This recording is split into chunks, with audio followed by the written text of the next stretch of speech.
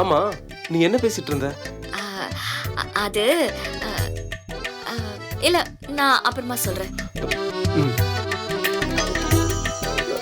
Phone அங்க. ம், இந்தா.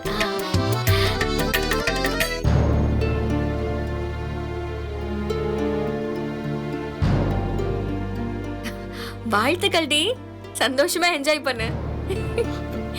யார் மயிலு? என் ஃப்ரெண்டு. ம், அவ பர்த்டேவுக்கு அவ ஹஸ்பண்டோட டூருக்கு போயிருக்கா. அங்க இருந்து எனக்கு போட்டோ அனுப்பியிருக்கா. ம், சரி. ஹஸ்பண்டும் ஒய்ஃபும் சேர்ந்து வெளியூருக்கு எங்கேயாவது ஒரு 4-5 நாள் போனா நல்லாதான் இருக்கும்ல. ஆமா, நல்லதா இருக்கும். தனியா இருக்கும்போது மனசு விட்டு நிறைய பேசலாம், ஒருத்தருக்கு ஒருத்தர் புரிஞ்சுக்கலாம். ஆமா, புரிஞ்சுக்கலாம். ஏன் மாமா இப்படி திரும்ப இந்த பட்டனை போடலையா நீங்க? டேய் மயிலு, கைய கூட இன்னும் கொஞ்சம் மடிச்சு விட்டா நல்லாதான் இருக்கும். மயிலு, நானே மடிச்சுக்கிறேன்.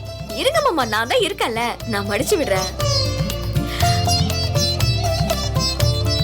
மாமா மாமா, ம், நம்மளும் எங்கேயாவது போலாமா?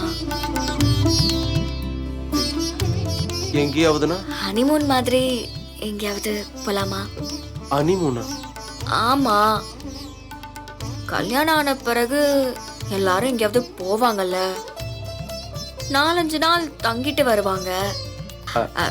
நாம ஒரு படத்துக்கு போனதோட சரி, ஹனிமூன் போலாமா? தெரியலையே மயிலு. தெரியலையா?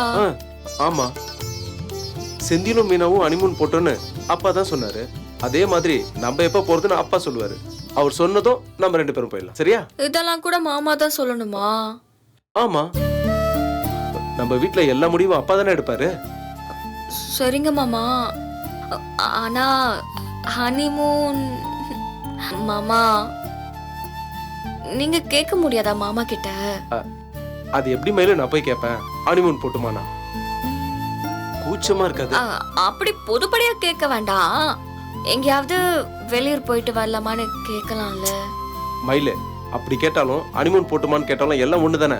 எனக்காக கொஞ்சம் கேளுங்களேன் மாமா, ப்ளீஸ். சரி, நான் அப்பா கிட்ட கேக்குறேன். ஆனா எப்போ முடியும்லாம் எனக்கு தெரியாது. முடியும் போது நான் கேக்குறேன். அப்புறம் மாமா. சரி, எனக்கு டைம் ஆச்சு, நான் கிளம்புறேன். சரியா? Bye by.